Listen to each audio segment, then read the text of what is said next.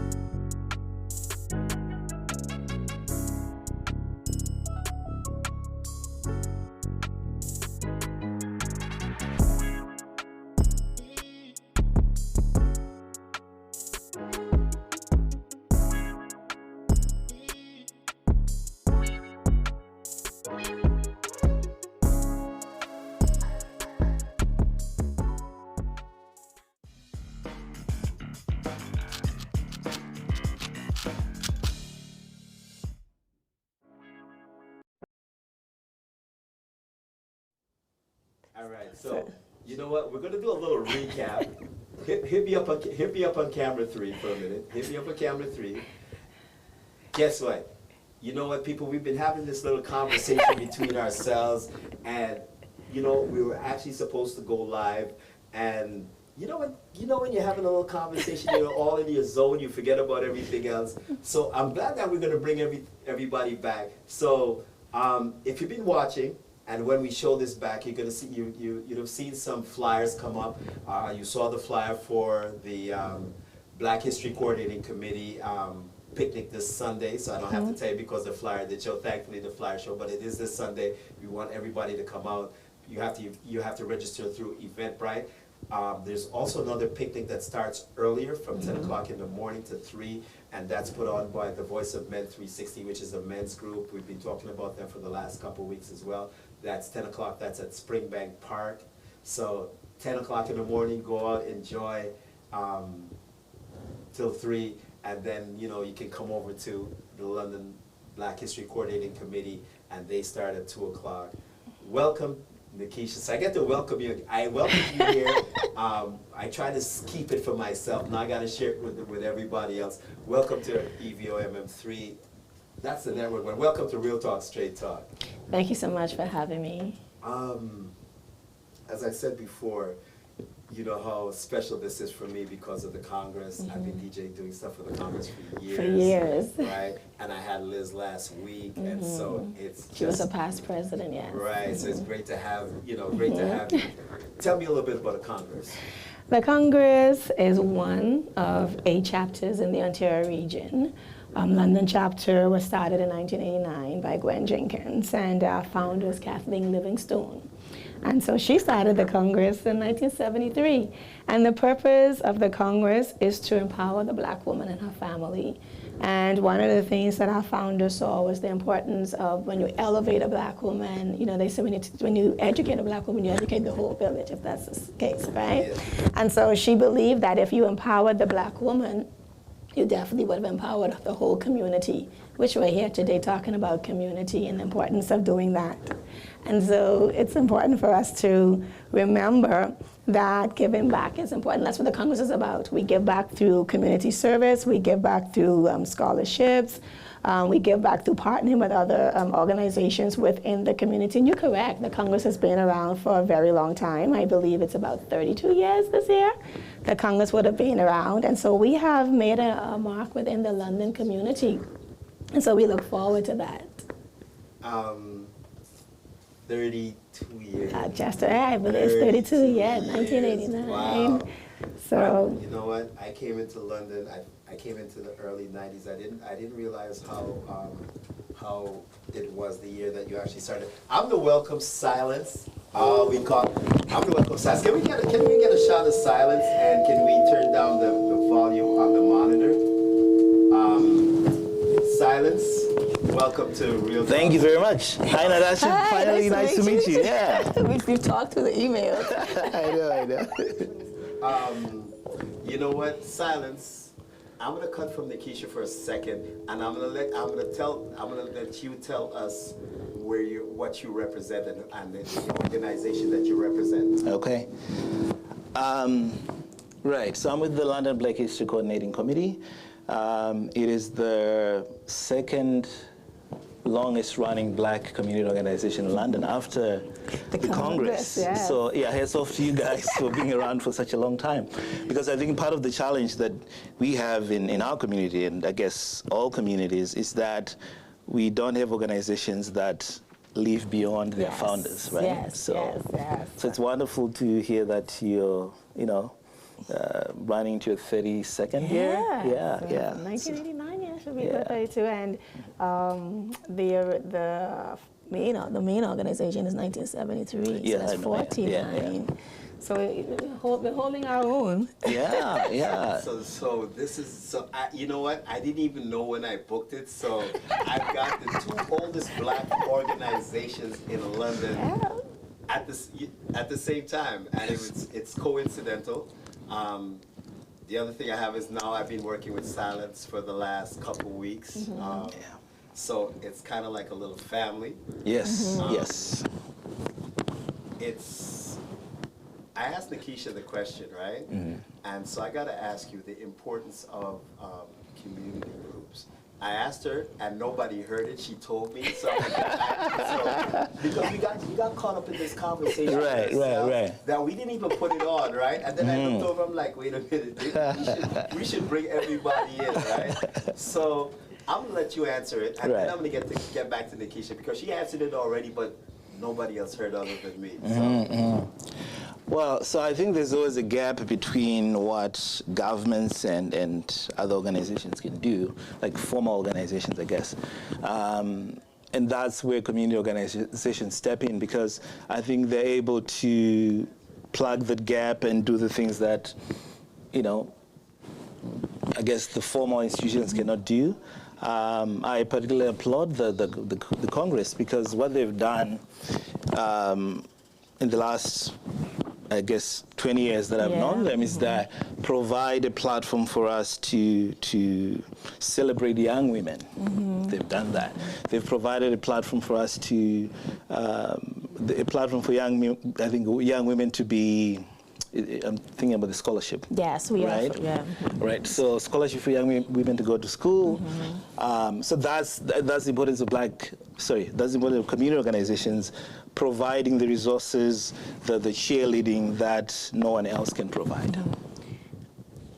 You know what? Well said. I agree with you 100%, and I hope everybody really caught the gist of that, because that really explains it in a nutshell, providing the resources that governments and other institutions are not able to. And one of the things is that as a community, we should always be able to reach in on our own and not always have to look out to get things. I think it's important. We must remember that the government have an obligation to its people.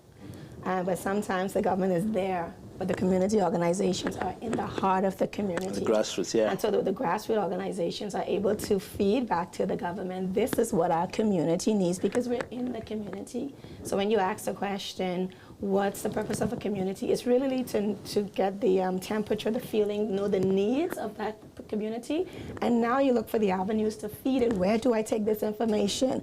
Mike, if you look at Silence, Black History Month, hey, we need to make sure you validate and you encourage this and you promote Black history. So he now gets to feed that.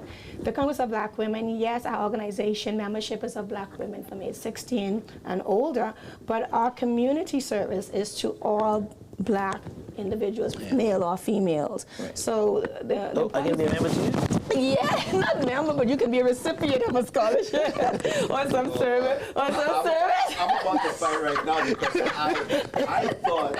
I honestly thought that I was a member of the Congress, and now I'm being told many years later that I'm not you are associate members. We have provisions for associates because you know.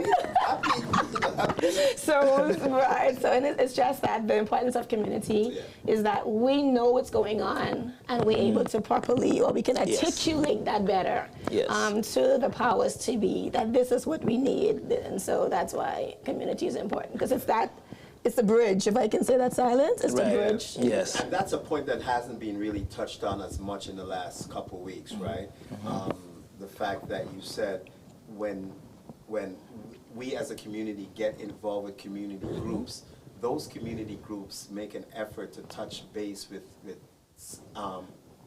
governments, right? Private sector. Whether the local, the city government, whether it's the federal government or the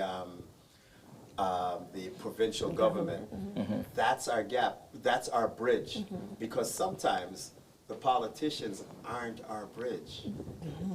They're not, I won't say they're on our bridge, they're not as connected. Not connected. Right. And there's a stigma.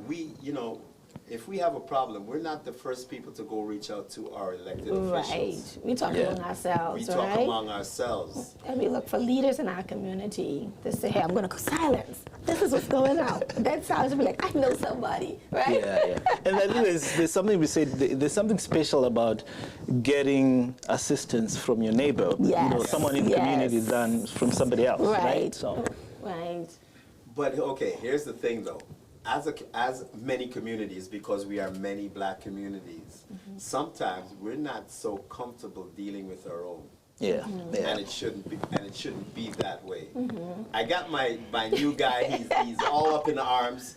I actually want to bring him on the podcast because he's being very opinionated. He's like, yes, you hit the nail on the head, and he's jumping around, right? So I actually think we're going to keep him as an intern, right? Because we're trying to reach a younger demographic as well. And it's so important for that younger demographic to get involved in the things that we're doing, right?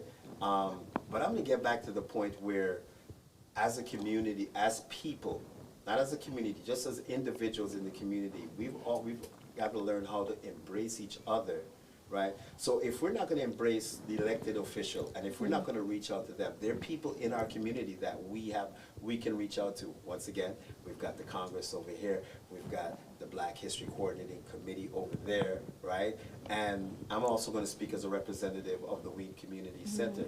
We are the places that you can turn to say, okay, I need a little help. Help me find the resources. And it doesn't mean that we always have the resources, but we have a good idea where to look for the resources. I think you said something earlier about we need to. I think it's trust. We have to trust one another, and one of the ways you trust individuals is you based on their consistency. and then you want to know if they identify with you. I think it's important for us in our community organizations. It's not that we create these entities that's untouchable, if I can say that. Yes. We have to make sure that when we create these organizations or these community outreaches, we still are connected to the Right. individuals, and the leaders in these organizations must be approachable. They must be, your programs must be relevant, right? And so when you have those things, the community begin to trust you, and they say, oh, Silence, you know, he's a good person, and he's still coming down to earth. You know, we can't forget where we come from, right? Yeah, absolutely. All our groups have to be able to, and if I use an area, we have to be able to connect to Booley and to the Kips Lanes and to, you know, to Limberlost area. So it's going back, I like that, it's going back to what we call street walking. That's it. Street getting back and knocking on the That's doors. it. I think I was told yesterday in a conversation that all of the school districts in Ontario, if I'm not mistaken, must by 2023 have race data to know the demographics that's in their school. And so if we get the data from the school districts or whomever we can get them from to see where our community is, because it could be that we are servicing areas that don't have our community. So I think it's important for us to go back on the streets if that's necessary, connect. Maybe I connect with Silence or maybe I connect with Wayne, but we hit the road and not expect them to come to us. I think we might have to go back to I call it the old-fashioned way of knocking on the doors. I hear you. One of the things that you just said is the collection of data. Right? Yeah, that's important. And I'm going to say there's an older generation that didn't believe in being counted, and some of that we passed on to the younger generation. That we, for some reason, we feel that it's an invasion of privacy if the government knows too much about us. So when census comes around, Yeah. we don't answer the door. Yeah. Right? Yeah. Yeah. One of the important aspects, and you just brought it up, one of the biggest things about census is so that the allocation of resources, the government ain't going to give you something if they don't know you're there. Right. Right? And you know what? In my early years, I could say I was guilty of that. I would not answer when I wouldn't be part of the census. And then as I started to, get involved more, I keep understanding why it's important. To be Yeah. Yes. Yeah. Yes. right? We're invisible. If you're not counted, you're invisible. You can't vote, right? And I know people are up and down about the voting and all that stuff, but even let's take voting out of it. Once again, the allocation of resources. Yeah. There are resources that other communities tap into and other peoples tap into that we don't properly tap into because, if there's, right now they say we're about 13% in London, something like that, with a small Yeah, yeah. but we want it to be accurate. Yeah. I want to go back to what you were saying, and maybe I'll switch to the other point. I think one of the biggest challenges for organizations as well is that you have to stay responsive and relevant to your communities. Yes. Maybe, and this is what we're going through right now as the London Black History Committee, is that the mandate that we had 20 years ago, we're trying to figure out if it's still relevant. Exactly. Do we need to change because the needs of the communities have changed? So I think you always have to be thinking about that as an organization. How do we change? How do we serve our community better? Right, and I support that. I know one of the things coming on as Congress President when I came in, my time is winding down now, is that are we relevant, right?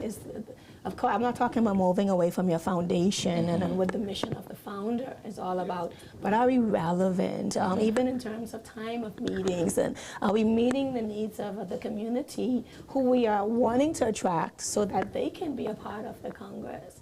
So it's important to not lose, touch of who's out there and not be afraid to change your model in order for you to cater to the community. Other than that, you'll just be an entity, and the community is like, why should I join you? Why should I participate with you, right?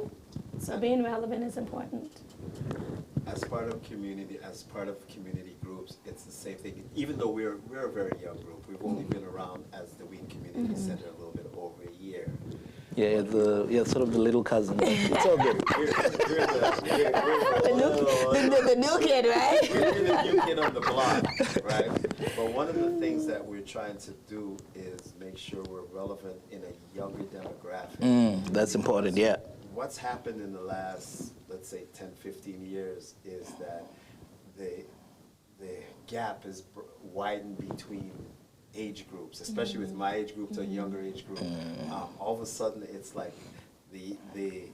there's a cutoff point with the younger generation. They're like, okay, let's say I'm 13 years old. I don't want to talk to anybody past 19. You got the young guys, the 18s and the 19s and the 20 and 21, and as soon as you hit 35, they don't want to talk to you anymore, right? Right. So poor me, now I'm stuck. Nobody wants to talk to me. Right? So, but how do we bridge that? How do we keep ourselves relevant to that younger generation? Because as an older generation, one of our jobs, and especially with our parents, is to pass on, and they taught us to pass on.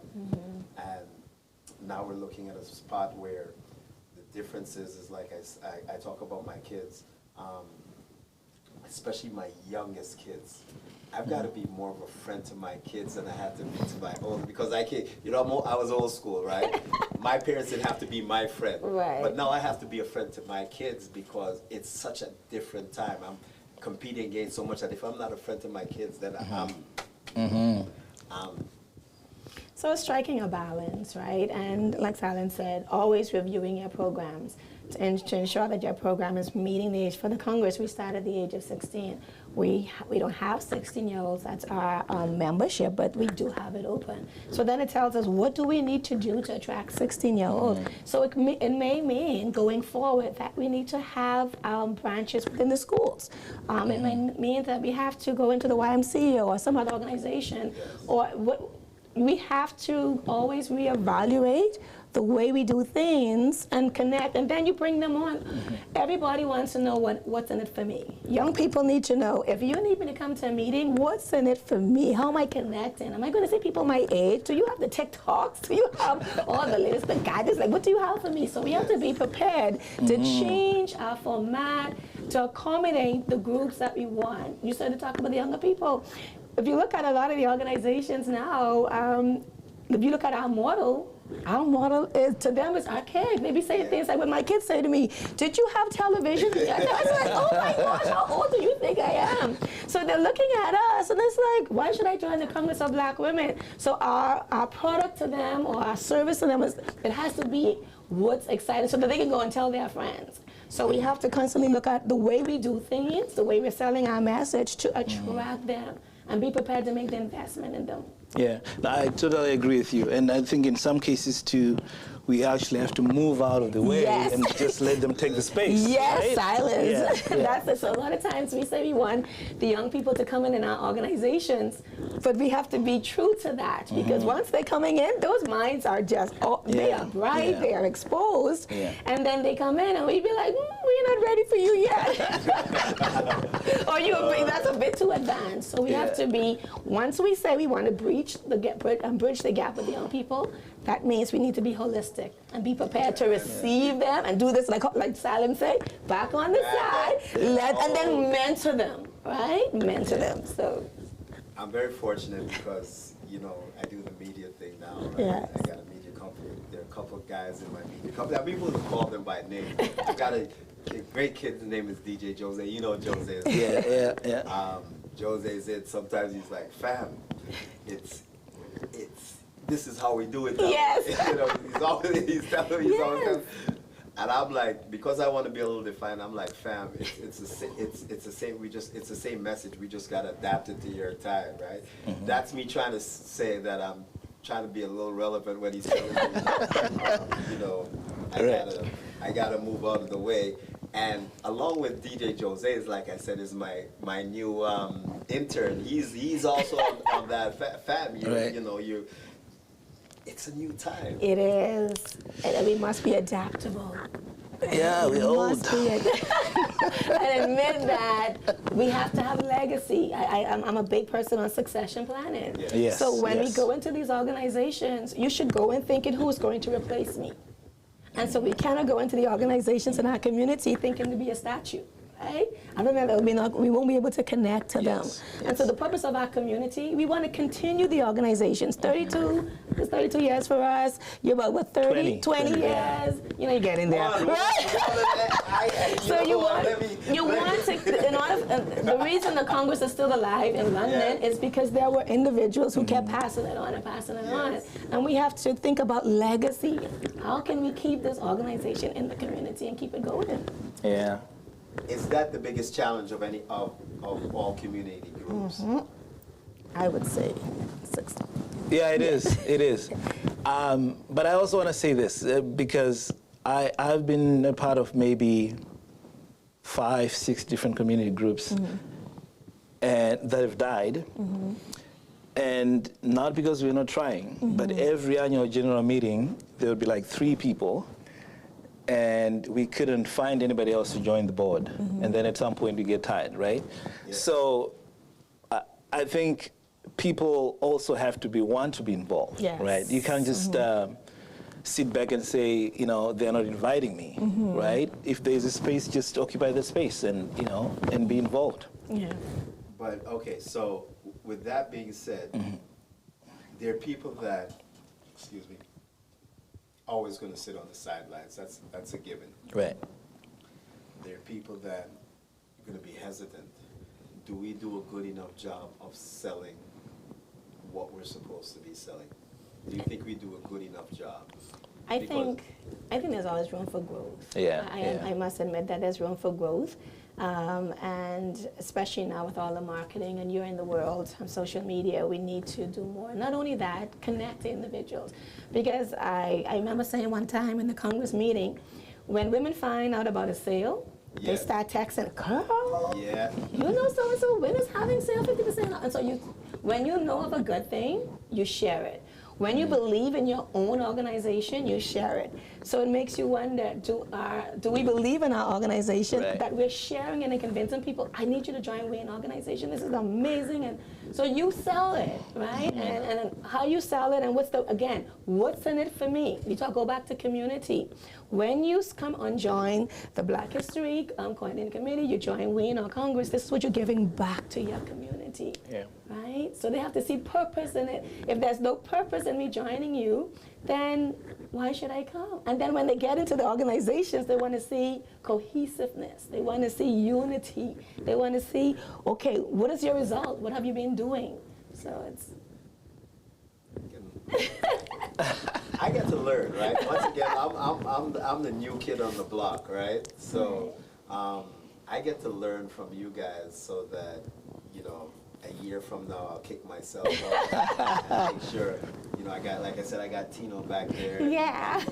And he's taking notes, right? And Makes it a year. you know, he's taking notes so that, and I'm sure next year at this time he's gonna say, well, he doesn't really call me Colin. He says Huggy. You know, you gotta go. You gotta go, yeah. And here's the funniest thing: if he actually does say it, I should actually listen. Yes, yes. Right. That's the other aspect. You've got to listen, and you also have to make a determination if maybe really I should go to break, because there needs to be constant evolution, right? And for there to be evolution, you need that young blood, right? Yeah. I was talking to a gentleman this weekend. His name is Mark, and Oh, Mark Taylor, yes. yeah, Mark Taylor. And Mark said, man, you know, we're experienced, we're older, we're experienced, we've got all these experiences. And because of those experiences, we almost think with a certain pattern. But the inexperienced come in and they don't know that, okay, this shouldn't be done this way or that. So they come in and they bring all these different dynamics to it. But we're like, no, it's gotta be this way. Yeah. Right? Because all of a sudden you get a little older and the tunnel starts to, you know, what started off this way, you start to, Yeah. because you think with all the experience that sometimes we know better. Right. And obviously there are times that we do know better, but there are Right. times when we know that we have to remember when we were young and we had that crazy imagination, and you know, you couldn't tell us that we couldn't run the world, Right. right? And you know what happens to us is with our experiences, sometimes it makes us think that we can't run the world, right? But when we start off, we've got that fire. We're like, yeah, you know what? I can do this. I can do this. I can do this. I'm gonna do this. I'm gonna do that. Right. Right? So It's striking the balance because you need both the young and you need the old. You need the old for the wisdom and the experience, and you need the young, you know, for the energy. The Bible says I call, you know, I got to quote the Bible. It says young man I call it because it's strong, right? And the old man has the wisdom. And so there's a balance. So in order for our community organizations to continue, we need to embrace both. The young cannot say, oh, you don't had your time, and the old cannot say, where you young whippersnapper going, right? I've heard that in other things. Oh man, my time has come and gone, and I've had to embrace it and cry about it. And No. So you take your experience and you find someone, that young mind that's decided that they want Black History Month. Now, Silas knows Black History Month has been going for 20 years, but he might get this young person on his team who want to do something next year, and Silas will be like, whoa. Yeah. But then, you know, you just balance it and you guide them along, and everybody learns. We're always learning. We don't stop learning until we're smelling the roses from the bottom. Yeah, no, I agree. And I think we also need to embrace the new. Yes. Right? In the last since COVID, I guess, Yes. we've had a lot of new people move to the city in our community. Yes. Right, and we should embrace those people. They bring new thinking, new skill sets. It would be great to have them more involved in what we do in London, right? Yes. So, How important is I would say cross-pollination, but not necessarily cross-pollination, but the importance of being able to work with other groups, because, you know, once again, we're going to talk about us as individuals in the Black community. Sometimes we have this a lack of trust mentality, you know, and then I'm going to take it on a cultural level. And what I mean by that is, okay, I'm from this culture. yeah. I don't want to reach out to somebody from that culture. I'm Jamaican, Zimbabwean, yeah. Bahama, Bahamian. You're right. But I'm gonna go. You know, I don't want to, and I'm gonna say, I look at London a few years ago, probably about early 2000s, right? Not early. I'm gonna say about 2010. There was a lot of Sudanese coming into London. Right. Right. And you know, once again, I'm gonna say big shouts to DJ Jose. We were talking about certain things that go on in certain communities. They came in and they had so much trouble because when they went, they're African and they had that distinctly African look, so they didn't fit in. And musically, they talk about they didn't fit in the Jamaican sense because, you know, the reggae and the dancehall was there, right? So they adopted hip hop, right? Because it was their way to fit into Canada. That's the closest thing they could fit in, right? And so. Well, so I want to say this. Yes, we do silos a lot, right? So I'm Zimbabwean. When I move to London, I'm going to try to find people from Zimbabwe, right? Up to a point, that's great, right? But I think we need to move beyond those silos so that we can grow. Because if all I'm exposed to is people who think like me, that's not good for me, that's not good for my community. So we need to go beyond our communities and connect with other communities. So. And I agree. And I find it interesting because most of the community organizations are diverse. And so you rarely find, unless it's just like a Jamaican community, or if it's a Guyanese or Bahamian, okay, those ones are different, but the other organizations are diverse. And so you'll think that, well, if I'm Bahamian, I should be able to reach out to the Bahamian in my community. If you're Zimbabwean, you should be able to go to Zimbabweans. So be able to connect to our community. And so we have to figure out, hey, what are we doing? Again, going back, how are we connecting? Now that we are in a position to go back and help others, let's go back and bring our brothers and sisters in. Let us connect, and it's important for us to show that we are, last year in Black History Month, the Congress theme was, many people, one nation. And I think that's close to almost the Jamaica. Yeah. Out of many one people. Right. And so once we remember that, then we won't leave no one behind. But that takes me to the point where and which the intern was stating before, a lot of folks that come in are immigrants. Yes. So there's already that trust factor. I'm looking for a place of identity. Where can I identify? Yes. So the community maybe we need to have more community organizations that caters to the immigrants or the internationals that come in through adoption process or programs, right? So just thinking about integration, trying to dispel the trust and make individuals feel comfortable. All the different community organizations, maybe we can see what part of our programs we can cater to the international or the new immigrants coming in. I haven't touched, I need to touch a little bit on specifically what does the Black History Coordinating Committee do? We're trying to figure that out. History is important. Yes, Right? yes. No matter where you go to know, You have to know where you're coming from so Yes. that you can figure out your present and the future. Yes. And I'm going to tell you, when I first came to London and I heard of the Black History Coordinating Committee, at first I wasn't impressed in the sense of, and I didn't know any better, so let me start off by saying that I didn't know any better. I looked and I said, well, how do they appeal to me? I didn't think they appealed to me. Yeah. Right?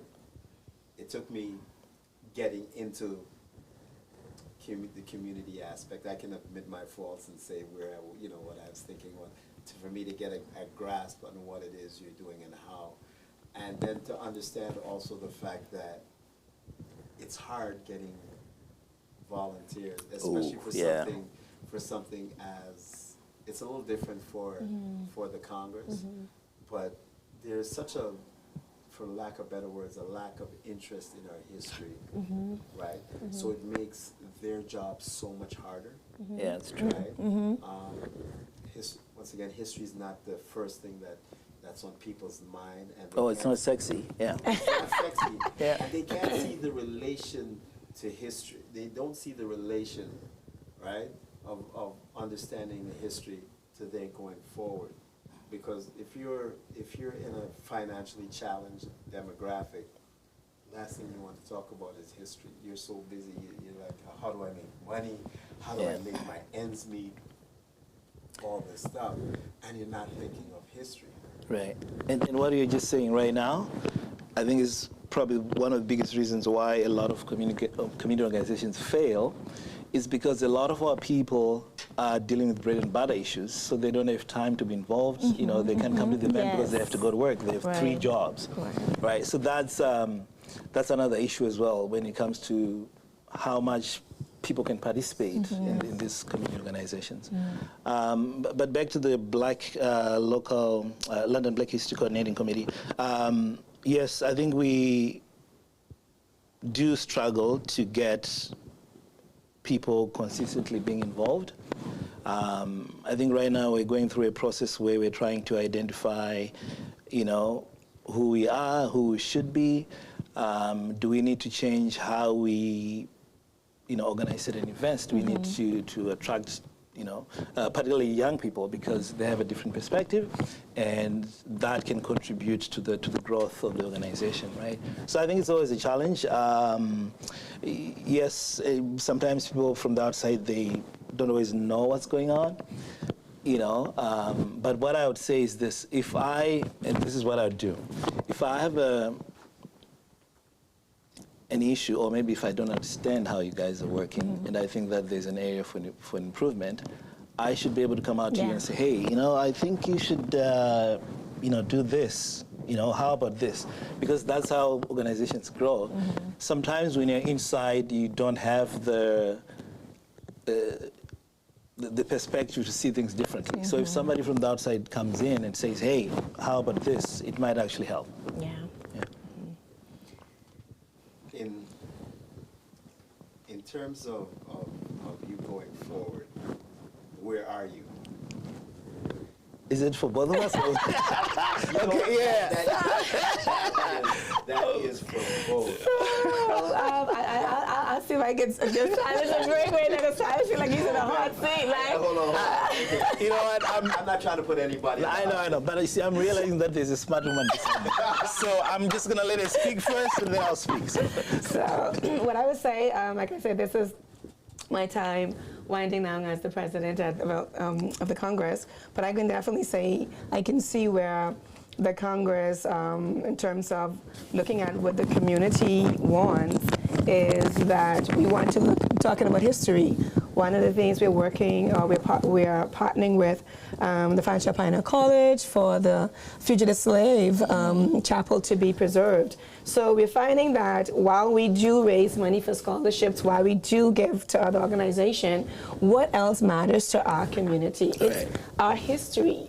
One of the things we did last year was that in naming one of the schools, we got together and we wrote the school board and we said we'd like one of the schools to be named after our founder, a black woman who has contributed to the London community. So when you talk about going forward, looking at what is needed, looking at how our presence can be felt, looking at what we need to do to our community, educating our community about history and about ourselves. Right. That's important for us. And going forward, of course, increasing our membership. We're always looking for members 60 years old or more.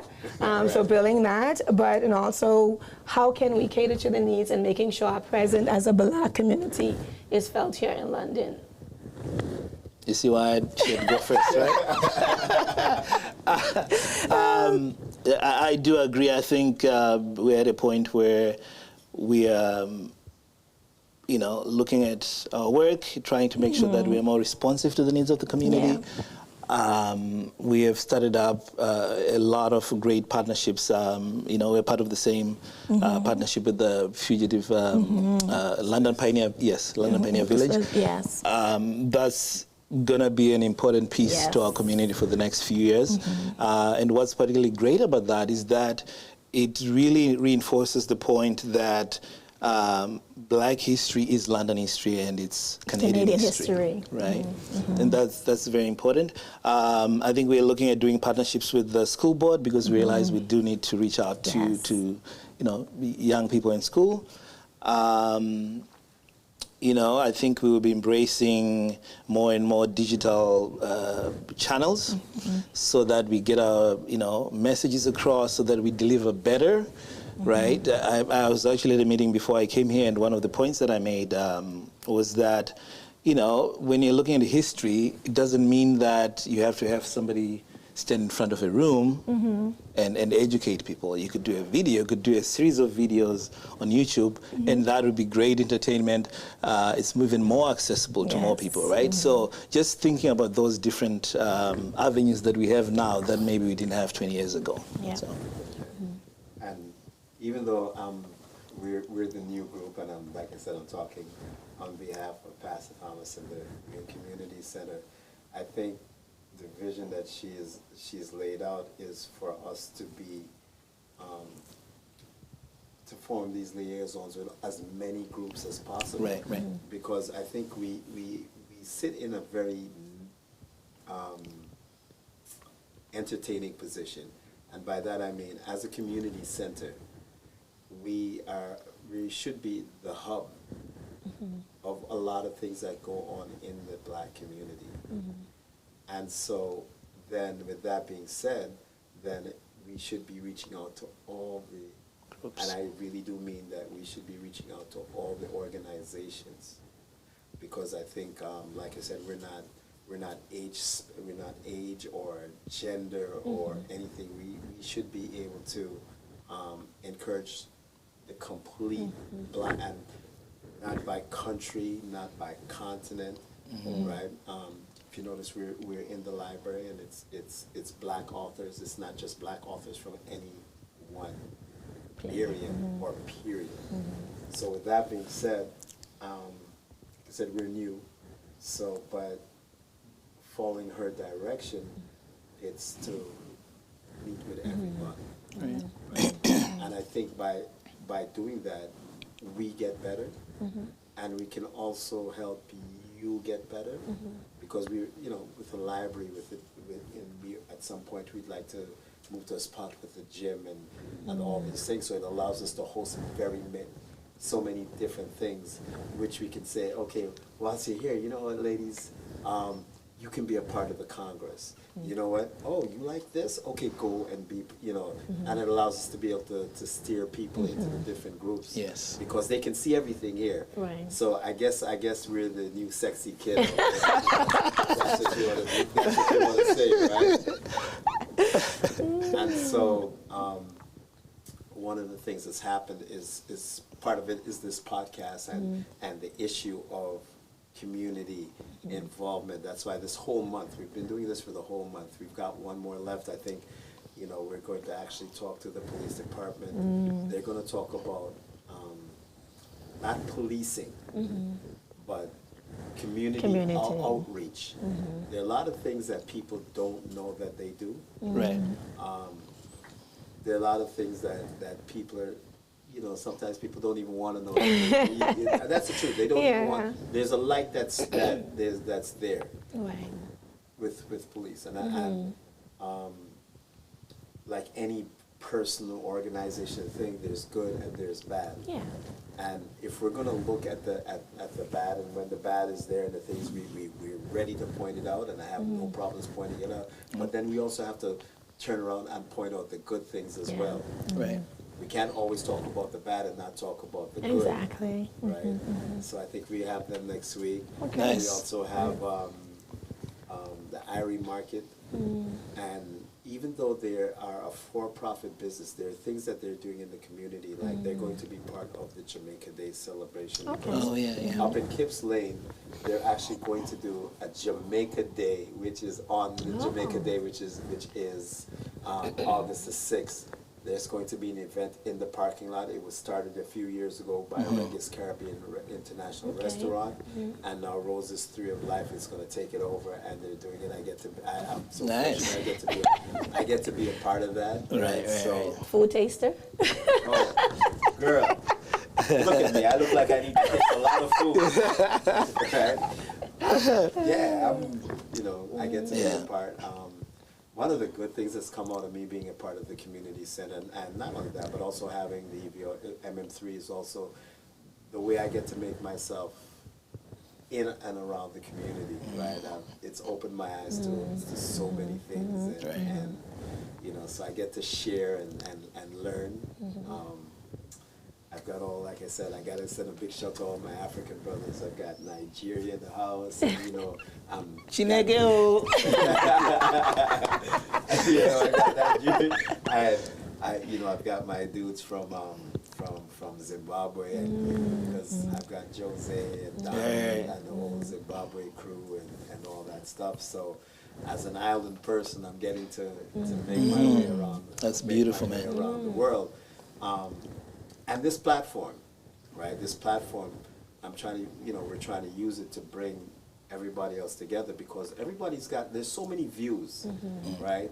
And what we're trying to do also is to make this also a meeting place for all the groups. Right. So one of the things is, whatever events that you have coming up, we want to hear about it. We want to talk about it. We want to showcase, and more importantly, you know what? We want to brag about it. Yeah. Hey, you know what? My brother over there is doing this. Right. And once again, my brother over there is doing a picnic on Picnic Sunday, yes. That's right. Talk about that picnic. All right, July 24 at Gibbons Park, 2 p.m. Picnic Sunday. So this is something that we used to do, like, I want to say 12 years ago was probably the last time we did it. You know, we just got people together. Fortunately, I think the last year we did it, we had enough funding to actually get a whole cow, and you know, people could eat and all of that. We don't have as much money right now, but I think the idea that we could all get together under the sun and enjoy the outside, connect, I think it's going to be wonderful. You're going to be playing music. You know? Don't put me on the spot. You know, a few people will be, you know, singing there. There'll be games for kids. I think it's going to be wonderful. I think we're also going to have a business table, right? So that business people from our community can leave their information there, Okay. so that the next time that you're doing your next house renovation, you know who to get, right? Yeah. So different things are going to be sort of served by that event, but I think it's really wonderful to just get people to come out and connect, you know. I miss doing that. We haven't done that, you know, since For COVID started. COVID. Yeah. COVID, if I can plug in, this Saturday, the Congress is Ooh, okay. giving on our scholarships. We have 4 recipients this year. So we have 4 young women. It's Saturday, so it's via Zoom. They can log in. It's on our Facebook, so you have the Congress on Facebook, Instagram, Twitter, link it. The information is there where we are awarding 4 students of $1,000 Wow. to tertiary That's education. wonderful. And so we were able to do that through the support of TD Bank, PepsiCo, and one of our members. So we're looking forward to that this Saturday. Nice. Yeah, it's wonderful. People, this Saturday, as you said, it's on Zoom. What does somebody have to do to be? So you just can go onto our website, our Facebook, I'm sorry. So it's the Congress, or you can go into our Instagram, CB London, and the information, the Zoom link is there. You just log in, and we will let you in on Saturday to support our young individuals. And there's 2 scholarships, one by our founder, Kathleen Livingstone, and one by our chapter founder, Gwen Jenkins. So. Okay, nice.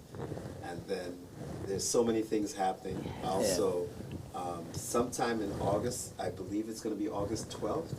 I got to talk about that. August 12th, the City of London with the Ween Community Center,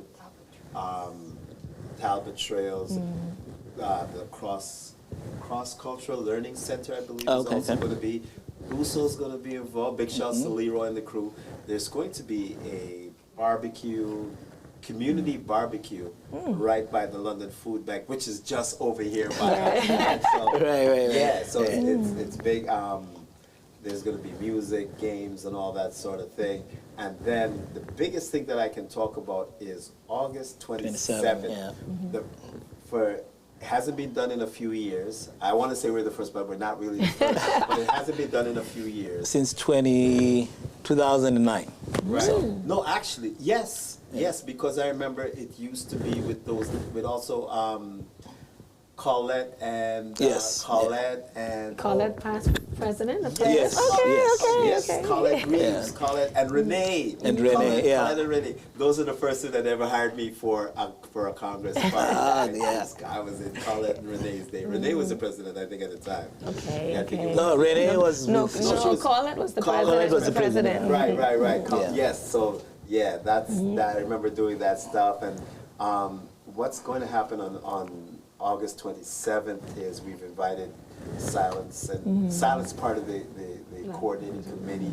You know, I'm going to give you a formal invitation right here. Right now. Yes, Madam President. I'm putting her what on. date is it? Okay, so what we're actually doing is for Afro-Caribbean. No, Afro-Caribbean is good, man. Afro-Caribbean Festival. Okay. The city just okayed it, so now we're like just bam, we're moving into action. What we want to do is showcase a lot of cultural stuff, right? Right. And by that I mean like I believe that I got to send a big shout out to Angel over at the Fix Air Spa. She put me on to some people to get some drummers from Zimbabwe, Nice. and I'm going for a lot of cultural stuff, right? But I want our community to be involved. I believe my dude my intern has always said, and I like what he says. He always says, Huggy. Just like that too, Huggy. Where's my booth? So, you know, and he told me black businesses, he says, I don't just want to hear that if I'm not, if I don't have traditional where I can't get in, because if you look around, my African brothers are wearing Gucci and Armani, and I kind of have to remind them I don't know about that because I can't even afford the G of the Gucci, so my brother hooked me up, okay? All right. But what I do mean to say is that there's a festival coming up on August 27th. It's not by coincidence that we wanted the last one. This is like the last the last thing in the summer. It's the last vibe, whatever you want to call it. Put everybody in the picture. I want to, because I'm talking to everybody. I don't want to be talking by myself. Yeah, I like seeing everybody, right? Because I'm putting Nikisha on the spot. Well, not just Nikisha. I've also put Maya. Big shouts to Maya because I'm always bugging Maya. Right? I'm always bugging Maya, right? So Trust me, I shush you, don't mind. big shouts to Maya, right? Please, we hope that you will also be a part of what it is. And it's going to be happening at Victoria Park. Victoria Park, the big park. We got to get big in this stuff. We got to be. Yes. It's at Victoria Park, so we're looking for talented people. If you sing, dance, whatever. Oh, I believe we also got the church. There's a church that I think is also going to provide, because there's a Congolese church. I did an event for them. Well, I actually go to the church there as well. Okay, and okay. they had a traditional singer, because the traditional language is Lingala. Yes. Right? And I heard this stuff, and this pastor came in, and he's a Congolese pastor. He came over, and he was on tour, and he actually picked up the bass and started to play.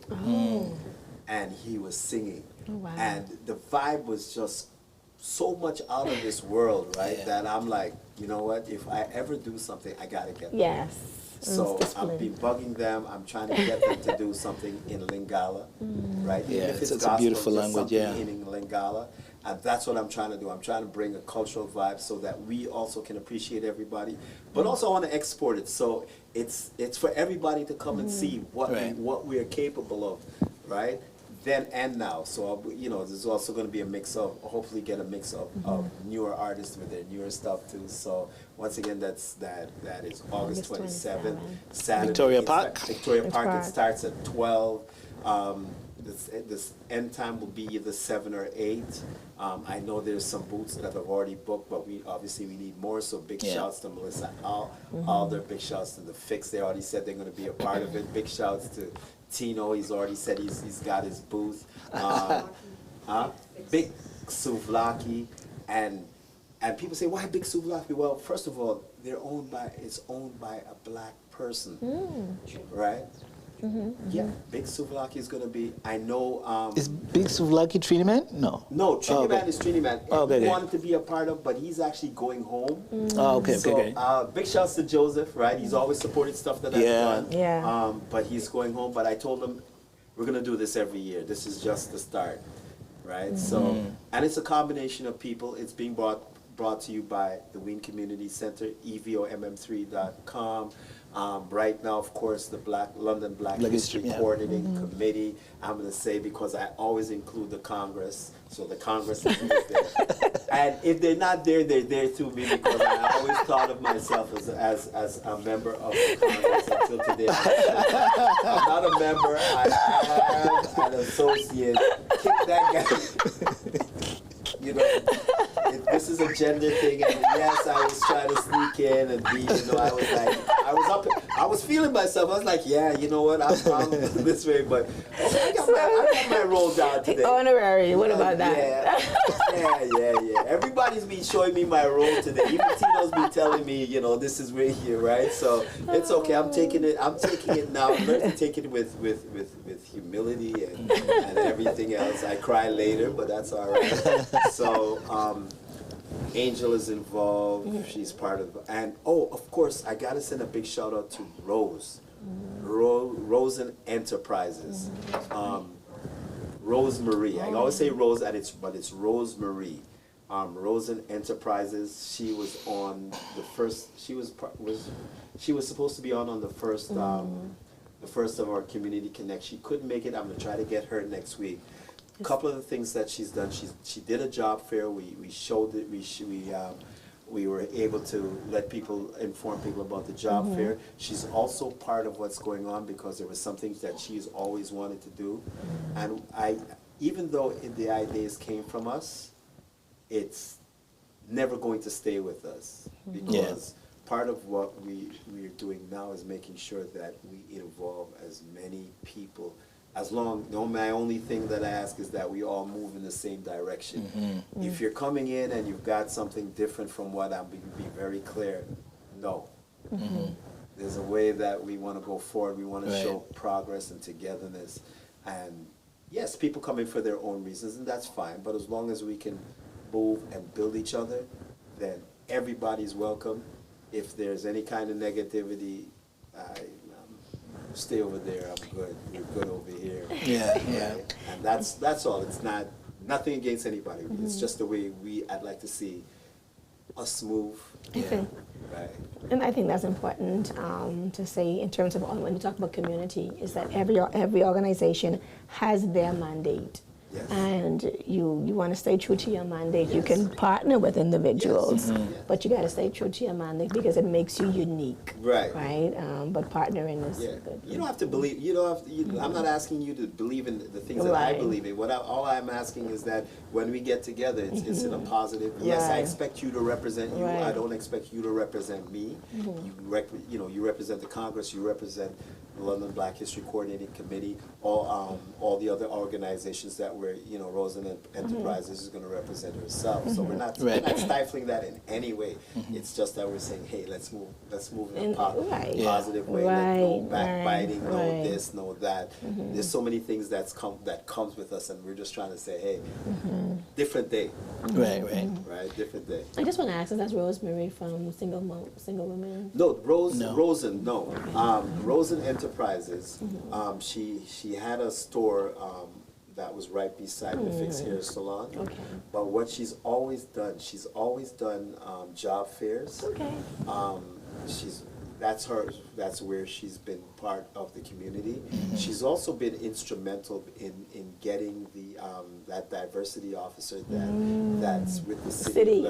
Yes. It's Okay. her group. It's her group that actually started that to get Rowena in there. Right. that's So good. a lot of people don't know that because there's a lot of stuff that she does, and she's not a person that goes out and says, "Oh, I did this," Yeah. or So, but let me shout her out. Yes, let me shout her out. Right. I want to shout out everybody that's doing things in London, Ontario. Right. So let me shout her out because she's instrumental. Right. There is a diversity officer at the city.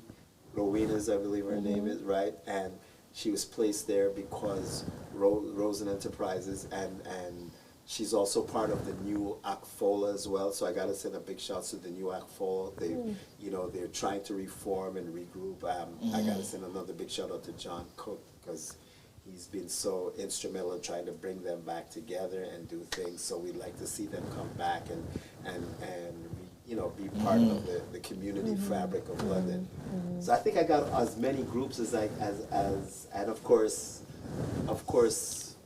oh my gosh, I'm getting a brain freeze, and I'm getting a brain freeze from the wrong person. Liz, I gotta see. Liz Acano? Liz Acano, she was on last week, so big shouts to Liz and all the things. Educate Educate the children, yeah. It's a wonderful organization, yeah. Yes. So, any groups that you think I should? Ooh, man. Yeah, no, I think Lisa Kano would probably be the person I would shout out the most because she's done so much and hasn't received as much recognition for what she does. Yes. And the last thing I got to talk about is these T-shirts that we talk about every week. We just came up with a T-shirt. It's called "Shine the Light on Black Excellence." It was designed by a young black man. Okay. And they're gonna throw the T-shirt. Throw the T-shirt. Yeah! Woo! Woo! Hold on, wait. Somebody had an arm and tried to hit me, people. You saw it. You saw it. That didn't come like a T-shirt. That came more like a missile. Here's the T-shirt. All right. Here it is right here. The proceeds of this T-shirt goes to buying back-to-school packs. Okay. Right? Okay. And that's what it is. We came up with this T-shirt, and we started and said, you know what we're going to do with this? Maya knows, so we're inviting all the organizations to sell this T-shirt. What it is when you join the T-shirt drive, two things happen. One, the first effect is that we're going to buy back-to-school kits. We're aiming for 200 back-to-school kits, and we want to give those out free. After that drive is over, there's another T-shirt that comes up because there's actually a series of T-shirts. So all the groups that are involved, names go in a hat, and whatever comes out, that's the next group that we will donate the proceeds to an event that they're doing. So it always has to be linked to something that's doing. But so if we pull out the Congress and the Congress says, well, the next thing that we're doing is we're offering a scholarship, then the proceeds from that T-shirt goes to the scholarships. That's why I'm trying to involve all the groups, because it's everybody have. Of course, it's going to take time to go around because I'm trying to give, but that's really what it is. So we're first because we came, and this is what it is, and it's not. And when I say we're first, this is the first event that we're going to do, and then we're inviting the Congress. We're going to invite the London Black History Coordinating Committee. The T-shirts are $25, right? It's for great causes. It'll always be attached. That's what these T-shirts will always. And two things: Black design, Black made. So we're also pushing, yes, love for one another. So, and thank you to. Can I say one? I want to have the last word. Yes. So, No, Natasha. I'm give Nikisha the last word because He gets the last. No, because I want to speak to Natasha. So, you're maybe the 5th or 6th president of the Congress of Black Women that I've known. Okay. Right. And you've been continuing the tradition. So I want to say thank you very much for your service to the community. I hope you're going to stick around and do some even greater work. Right. Thank you so much. Thank you. And I'm the big guy. Okay, I'm a hugger, so I'm just going to... Thank you, Silas. Because Hold on. I got to get you to do the hug again. And I'm raise the camera, raise the camera up a little bit. Yeah, that one right there. Raise it up. Bring it up a little bit. It doesn't feel natural anymore. I want you to see it. Okay, let's go, Silas. So the thing about it, I've talked to Silence through emails. Never met him until not until today. Yeah, it's been like 3-4 years. We talked, and I just saw his picture in his Gmail, and he probably saw mine, and we just talked back and forth in Black History Month for 2 years. Actually, 2 years. This is too much. This is too much new school for me. I'm not talking to no community organization for 2 years and talking about I didn't meet you. That's it. We met. That's it. No, I said due to COVID. 2 years. It was 2 years, right? All right. Yeah, that's true. Due to COVID. I'm like, wait a minute. No, due to COVID. Due to COVID. So it's nice to know that we can finally get together in person without so much restrictions. Hey, are you guys allowed to hug on my shoulder? Well, you know what? It is what it is. Hold on. I had to shine the light on Black excellence. I didn't see anything. Right? Oh man, but it's good to come together. Thank you. It's my pleasure, man. Thank you for inviting us. Thank you for inviting us. Yes. We're gonna do it again. Yeah, sure. And at this point, this is what we call a fade to black. And if you've never been on, there's people that know what this is, and it just means that we're just gonna fade out just like this. So you get to wave and go, wait, fade it out. I wanna go. We've been over the time. Oh God. I take our mics off.